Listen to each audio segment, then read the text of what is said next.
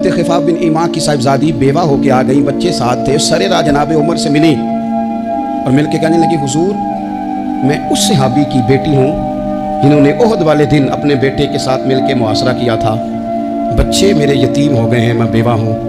हज़रत फ़ारूक आज़म रज़ी अल्लाह तआला अन्हु ने फ़हरिस्त नहीं मांगी, खर्चे की डिटेल नहीं मांगी, तुम आना फ़लाने से मिलना, परसों 9 बजे आ जाना दफ्तर, ये कोई बात नहीं की। हज़रत उमर गौर से खड़े, उस बेटी की बात सुनी।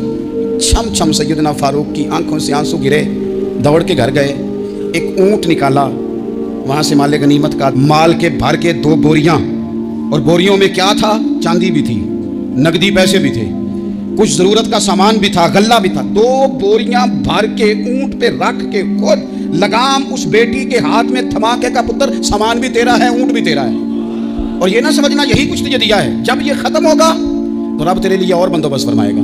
क्या माना कि ड्यूटियाँ लगा दी गई हैं, हमें पता है ये सामान कब तक ख़त्म हो जाएगा, पैसे कब तक ख़त्म हो जाएंगे, तेरे लिए मैंने नए हुक्म भी जारी कर दिए हैं। एक शख्स ने कहा, हुजूर एक बेवा को आपने कुछ ज़्यादा ही नहीं दे दिया?